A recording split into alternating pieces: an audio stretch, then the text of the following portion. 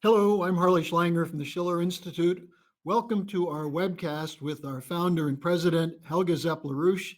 It's August 5th, 2019, and we're in the midst of an incredibly evolving, dynamic, complex situation.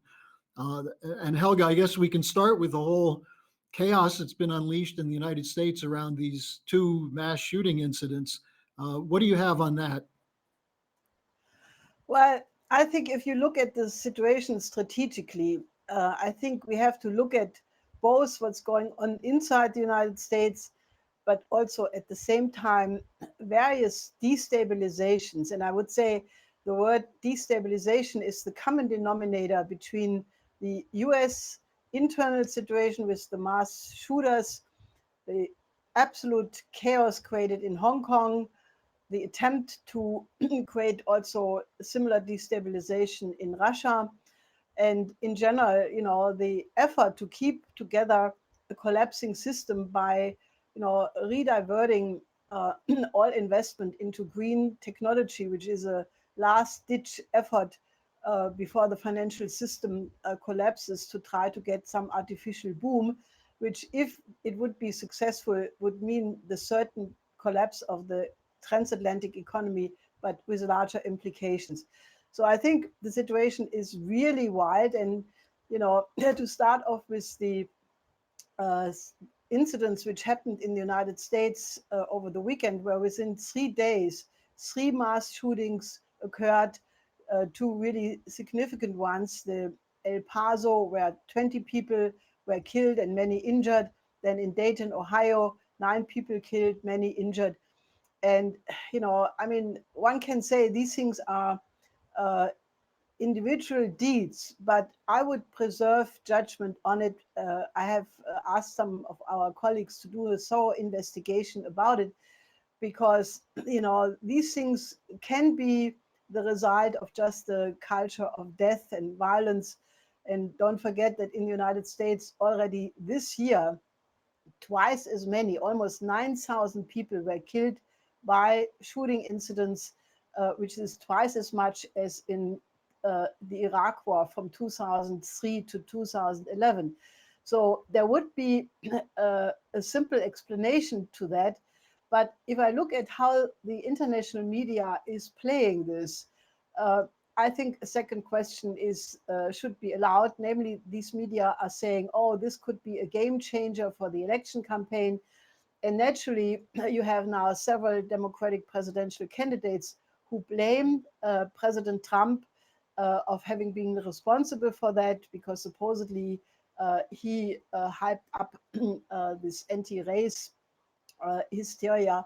Well, I would really think it to be a different question, because if this manifesto, what this El Paso shooter supposedly put in the internet, which we also have to check before we can assume it for sure, he mentions there that the large corporations are destroying the environment and therefore destroy the future basis for future generations. Now, why would such a person, uh, supposedly white supremacist, uh, care about the environment? Now, I think that there is another explanation possible. However, I will preserve judgment on that. In any case, it is a destabilization of the United States. It's an effort to turn the election campaign around.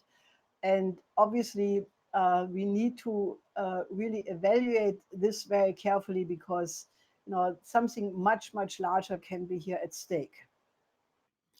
Well, Helga, I think the important thing about that is what you said at the very beginning, that this is not just something in the United States, but we're seeing destabilizations everywhere. And you mentioned Hong Kong. Uh, some of the same people pushing the destabilization in the United States are supporting the chaos in Hong Kong, aren't they? Yes. Now, I think the Hong Kong situation is getting very dangerous today. There's a mass strike. The whole city is being more or less closed down. And, the hand of the British is again very visible, which is not unnoted unnoticed by by the Chinese, who otherwise blame naturally the United States. There was a statement by the Chinese Foreign Ministry that this is the quote works of the United States. And there is an element for sure, because Pence, Bolton, and Pompeo met all the opposition leaders in of the Hong Kong opposition, and these are not peaceful demonstrators, as the Chinese have documented very clearly. These people, and which was seen on videos, they use all kinds of deadly weapons. They stormed the parliament, they attacked police stations, and it is clearly hyped up. And I think as Andrei Ostrovsky, who is a professor at the Far Eastern Institute of the Russian Academy of Sciences, I think made a point, namely that this is an effort to weaken China in the midst of the trade war with the United States. And there's a rather shameless article by the Washington Examiner, which basically says, this shows that the sirens of Xi Jinping about the Belt and Road Initiative are all a lie.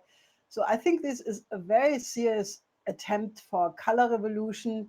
I don't think they have they have more chances than a famous snowflake in hell. But it is a serious destabilization, and it clearly has the hand of foreign forces involvement, aimed at color revolution, at regime change. And I think it just highlights the extreme danger of the present collapse of the Western system, and how the British neoliberal system is responding to that.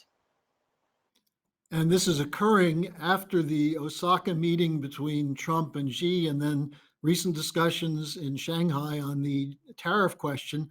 But then President Trump said he's now going to be raising more tariffs. This is going to have a further negative effect, isn't it? Oh, this is terrible. The announcement of the 10% more tariffs on 300 billion worth of Chinese goods, which is not yet in effect, but it's supposed to go in effect on the 1st of September, already led to a significant downturn on the European stock markets. It already is hurting, for example, German economic activity. For example, many of the Chinese firms, which are now hit by that, have less money, so they buy less machines and machine tools from Germany. So it is worsening the economic situation in Germany and in Europe in general. But if you look at the list of American firms and American spokesmen for industrial associations, which was published by Xinhua, there's about 1 dozen of them, like Chinese U.S. Chamber of Commerce, U.S. Chamber of Commerce, and many others, who all say this is hurting not only the American consumer, because they will have to pay the price for it, the American farmers, American jobs, workers. So it is really a terrible policy, and it is just not the way to go about it. And unfortunately, that is what's happening right now. But we can only again say the only way is not to fall into this anti-China hysteria, but to respond to the offers of Xi Jinping, which he has made many times, for the United States and Europe to cooperate with the Belt and Road Initiative and stop geopolitical games. But right now, unfortunately, we are in the middle of a geopolitical global destabilization. And one of the things that this highlights is the fact that while China's trade with the rest of the world is booming, including with African countries, the latest reports show that U.S. imports from China are down 12%, and U.S. exports to China are down 19%. So this is not a harmless effect. Helga, at the same time, you have increased tension with Russia. You have what looks like an effort to gear up regime change in Moscow, but you also had the cancellation of the INF treaty. What are the implications of this?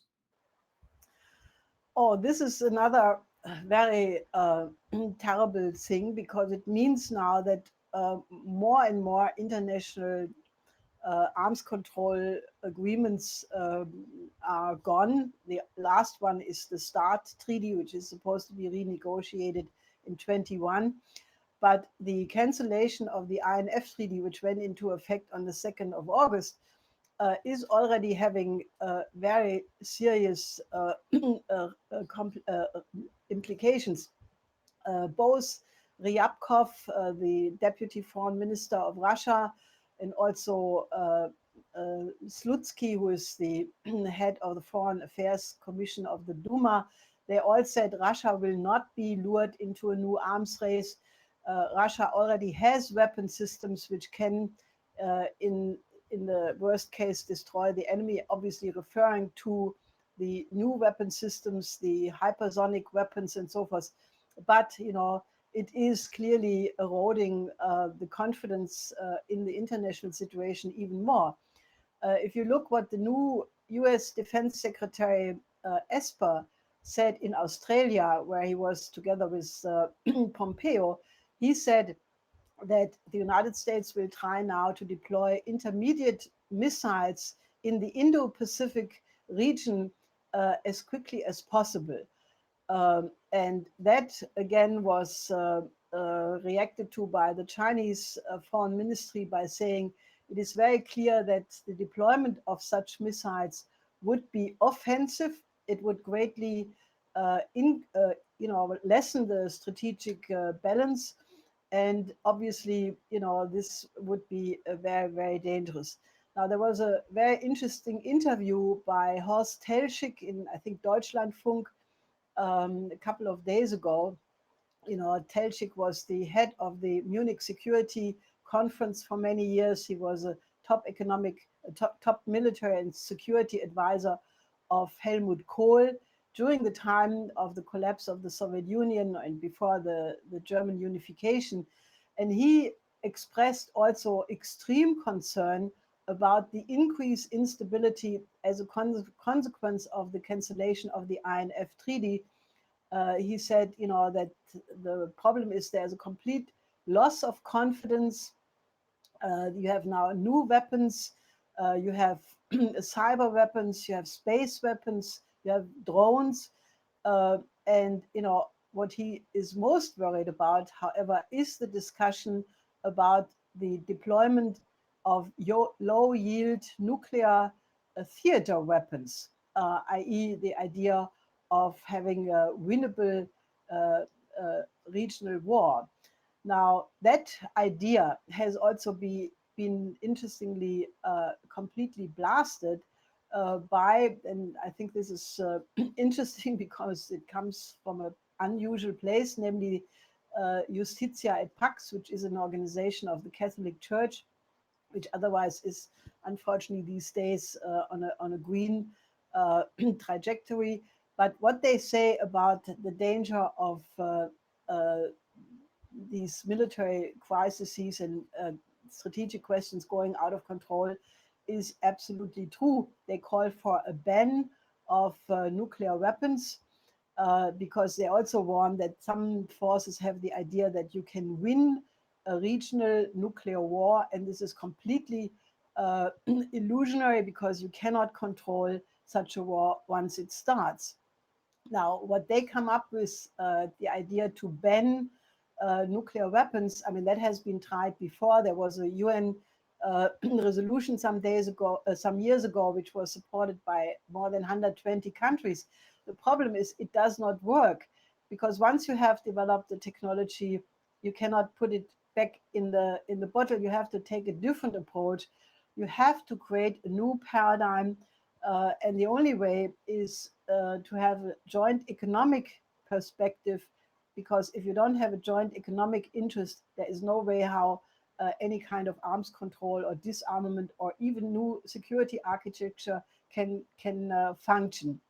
But there is clearly a growing concern among many people that we are back heading towards, a Cold War or even something which could get completely out of control. So this is not a very nice picture, but that is what is going on right now. One of the other things that's developed is that, as you've been emphasizing in the last months on these webcasts, the financial system is uh, careening out of control with more and more warnings. And you've just done some work with some of our intelligence people to develop a picture of how the financial oligarchs are going to try and find a way out of this through green investment. Um, why don't you give people a report on this? Because I think this is gets right to the heart also of this uh, attack on optimism and hope. Well, as we have discussed many times, the famous consensus, which supposedly was established at the Paris COP21 meeting in 2015, is not at all truthful, because you have thousands and thousands of scientists around the world who absolutely question the idea that it's the anthropogenic climate change which is responsible for the change in weather and climate, which clearly is taking place. But as these scientists are pointing out, this has to do with processes on the sun, with cloud formation, with even larger processes in our Milky Way. And there is also no provable connection between CO2 emission and climate change. Now, having said all of that, and that is, we have published a lot about these questions with leading scientists around the world. But the COP21 was then used in the following year, especially by the City of London, to basically say, hooray, now we have a new way of channeling finances into green investment. And they created the Green Investment Initiative, which is supposed to turn the City of London into a hub for international green financing. Now, this is now really exploding because you had one of the former advisors of the EU Commission and EZB, and former top manager of AXA, one of the largest insurance companies, actually in France, but in the world, Mr. Thiemann, who in July in the European House of Finance in Frankfurt made a very interesting presentation where he said, well, we were for decades fighting for this. The Club of Rome had all of these ideas about limits to growth for, for decades. And, many times you work for something and it doesn't go anywhere. But then miraculously, at the Paris GOP COP21 meeting, Article 2 said that the only way how you can realize these environmental measures is by directing financial flows into green investment. And here you go, now you can do it. And all of a sudden you have 12 million young people in the street. And that is why, this is all now functioning. So there is a very, very clear escalation to channel everything, to make guidelines. The EU is preparing legislation to this effect, to basically make sure that from in the very near future, financial flows will be directed into green investment. And, basically, that would be the death of the industrial nations like Germany, because there is a problem. This green investment is not only inefficient for the climate, but it also, obviously has an incredibly low energy flux density, which is not compatible with a highly developed industrial nation like Germany. So this is really a very, very serious offensive. And, it's one of these things which really have to be reversed if there is supposed to be a civilization. I like the way you put it in the article you just wrote, where you said it's designed to get people to accept a collapse in their living standards at the same time that there's a flow of funds, new money into the bubble. Now, this is having a big effect in Germany, as you said. It turns out that one of the key people is on Merkel's economic advisors. And now we see from the minister president of Bavaria a really crazy proposal. I mean, what's happening in Germany? Uh, I think, unfortunately, I don't think it's the first time that the German people go into a hysteric frenzy. I mean, this unfortunately has happened in German history once before. There are obvious differences, but there are also similarities. Now, obviously, this is not just a German phenomena because, for example, this whole Friday for Future uh, teenager children manipulation has really started in Great Britain. Last October, you had the Extinction Rebellion, which is highly funded by all kinds of interesting organizations, Soros. In any case, these were the this was all of a sudden founded last October. They put out the statement that obviously um, you cannot have infinite economic development in a finite planet, which is the same lie which the Club of Rome has been promoting for decades. And obviously, the idea that there are limited natural resources is a complete fraud. There is no such thing as natural resources. Every resource is only such a thing because the technology which mankind has developed up to that point defines what that resource is. So this Extinction Rebellion was sponsored worldwide. They are now, existing in many countries. They had just a Congress in Dortmund with 1,700 participants. The average age was 17. So these are all, very young people. And the scandalous thing is that it was addressed by the so-called head of the five wise men, the scientific advisors of the German government, whose name is Christoph Schmidt. And he said in interviews in the context of this Dortmund event that he agrees with the idea that CO2 pricing is essentially a correct instrument to guide this policy. Now that means, with other words, they want to nudge. This is a notion which was developed by Cass Sunstein, one of the advisors of Obama at the time, who wrote this book, Nudging. It's the idea that you can manipulate the population step by step, change their axioms. And this idea of increasing prices for energy, for transport, is one example of such nudging. It's supposed to make prices so high that people, by free will, give up certain habits. They are supposed to, have temperatures only of 19 degrees Celsius in their homes. Now, that's not very nice. They're supposed to have e-cars by 2050. Naturally, then the young street shock troops say, no, no, we have to have that in a few years, not decades. So this is all very, very orchestrated, but it is an assault on Germany and other industrial nations, which can only lead to a catastrophe. Because, as I said already earlier in earlier programs, what do you do if you have the West, or at least Europe, collapsing because these green policies will mean the economic death of industrial nations at a time when Asia is rising. I mean, this is the only solution is a war because you cannot contain Asia in any other way. So this is a very, very dangerous and stupid policy altogether.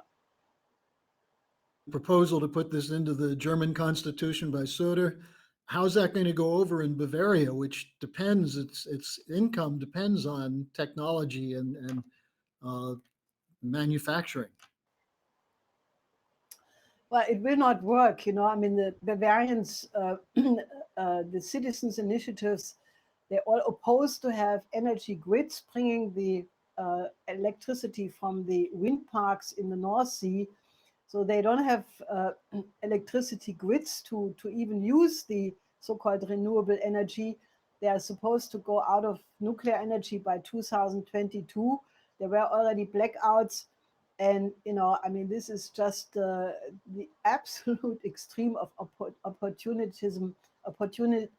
opportunism, if I ever have seen it, being portrayed by Söder, who wants to write all of this in the German basic law. And I mean, I think we are heading towards a head-on collision with reality, which will come very soon. But we need a mobilization against it. I have written an appeal to the German Mittelstand, trade unions, parents, teachers, and other thinking people. And I would urge all of you to, get hold of this appeal, sign it, and help to distribute it. Because if Germany collapses, this is not a German affair, but this is a deep threat to our Western civilization. Well, and if you take a step back and look at this whole strategic picture that you just presented, it's obvious that there are solutions, and the solutions start with this idea of the nature of man that your husband, Lyndon LaRouche, always insisted on, that man is willfully creative and can address these crises. But these crises are being pushed by people who are saying, no, you can't solve the problems. They're out of man's control. You just have to suffer.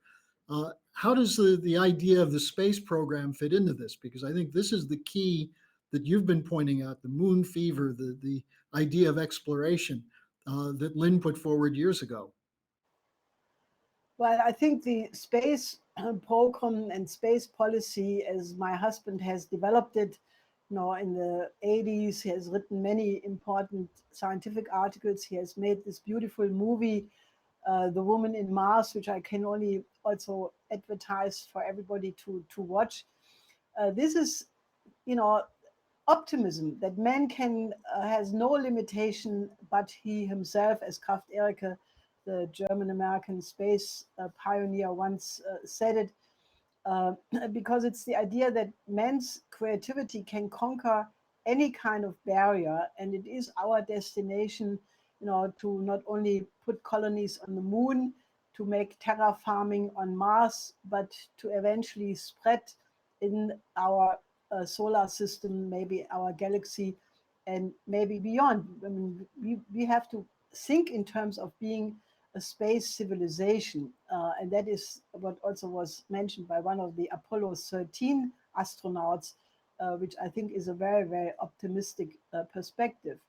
Now, the idea of the Earth as being a bounded, earthbound system with limited resources leads to cultural pessimism.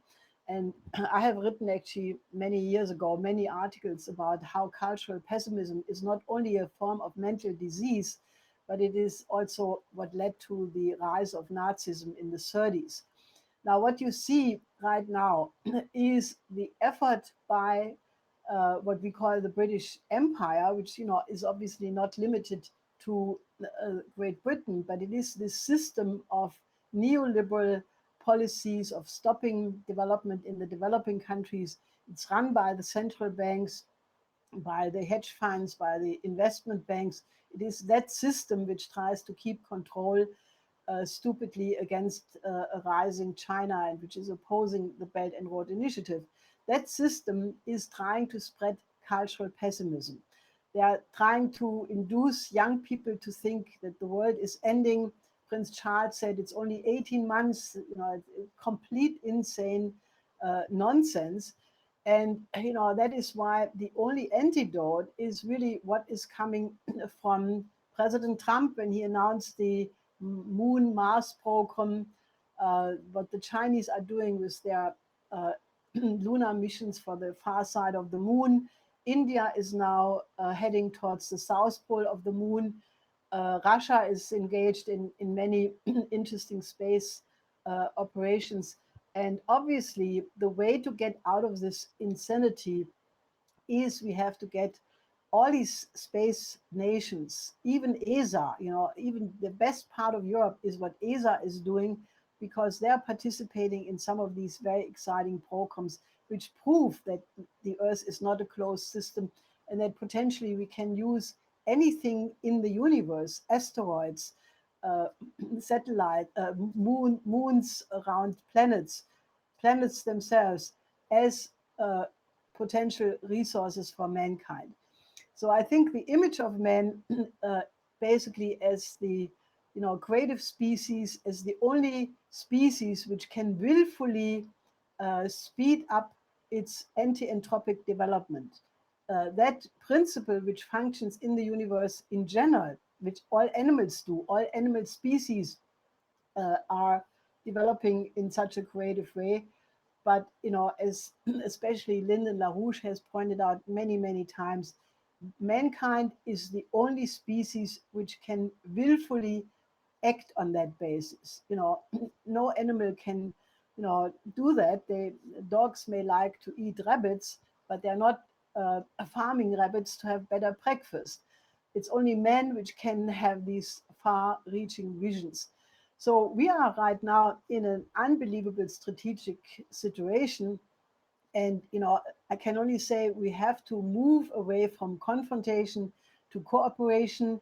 We have to reach a new paradigm of cooperation among nations on an international level, and then we can solve all of these problems. But we need your support.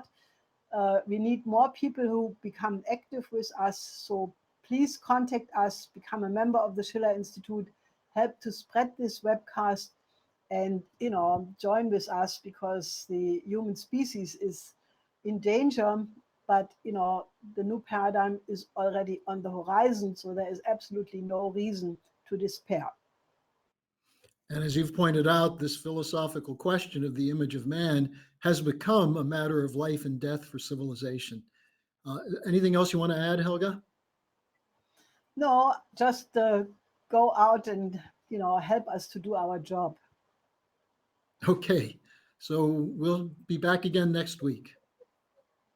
Until next week.